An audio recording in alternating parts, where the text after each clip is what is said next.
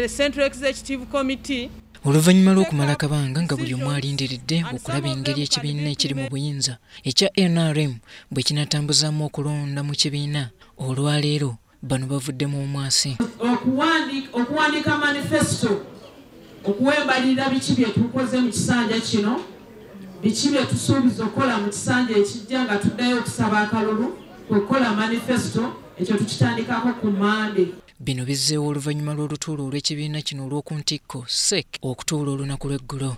Era ne tukkaanya nti naye okulonda ani anaakwata bendera y'obwa president, mu luzungu batuyise resolution by saturation, nti abakulembeze bajja kutuula ku district basalewo ani abakwata bendera ya NRM nga tuvuganya ku kifo ky'obwa president. Kigenda kubeerawo omwezi ogw'omunaana okuva nga 6 paka nga 8 omwezi ogw'omunaana. Tugenda okubeera ne SEC, NEC ne National Conference basobole otuwa presidential flag bearer.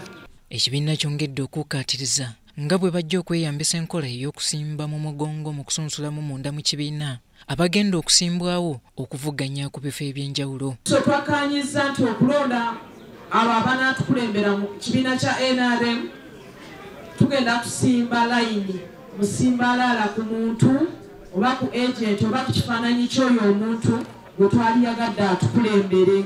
Bano nabwe ekityo beeyamye nga bwe bali abeeteefuteefu okugoberera ebiragiro bya minisitule y'ebyobulamu wakati mu nteekateeka yonna. Naye tugenda kikola nga tugenderera amateeka ago agaateekebwawo minisitule ey'ebyobulamu. Wabula Ssaabawandiisi w'ekibiina kino Justin Kasule Lumumba alabudde abo bonna abasuubira okunyoomoola ebiragiro by'abeebyobulamu naddala ku kutangira ekirwadde kya COVID-19 nti kaabeere minisita, ekibiina wamu n'abeebyokwerinda bakubakangavvula. Okubeera NRM n'okwambala ssaati ya NRM ne bw'oba ogyambadde nga kuliko logo yaffe ng'eba NRM tekikuteeka waggulu w'amateeka. Nkubiriza ab'ebitongole mwenna ab'ebyokwerinda enforcement officers, bw'ebaayo omuntu nga tagoberera mateeka temunyigirako liiso. Ssaabawandiisi oluvannyuma alagidde akulira ebyokulonda munda mu kibiina ayanjule enteekateeka bw'enaabeera. Sit, you come and take the seat so that you are able to talk to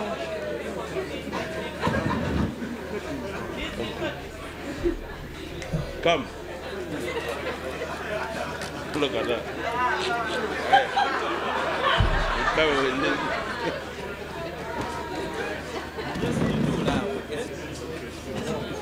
Huh?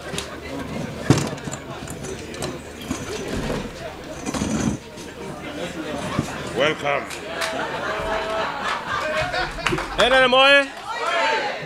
Doi ategeezezza nga bw'abadde yeetaagayo akadde akatono akalala okusobola okwanja enteekateeka eyo. I was not aware. I was called for this press conference at 10. I'm guessfully right to say we shall release the roadmap at 2:30 p.m. Kino kyongedde okutabula abannakibiina ababaddewo era abamu batuuse n'okumutegeeza nga bw'abadde abuzaabuza ekibiina. Okay. Because these are members of SEC, the Central Executive Committee who have come in here, and you know, Mr. Tango Doi, you know that this press conference was agreed in the Central Executive Committee yesterday, chaired by the President, and that's why the members of SEC are here. And it was deliberately agreed that you, Mr. Tango Doi, and the Secretary General will address the press and communicate to them what has come out of the Central Executive Committee. Oluvannyuma Tango Doi yeetondedde bannakibiina.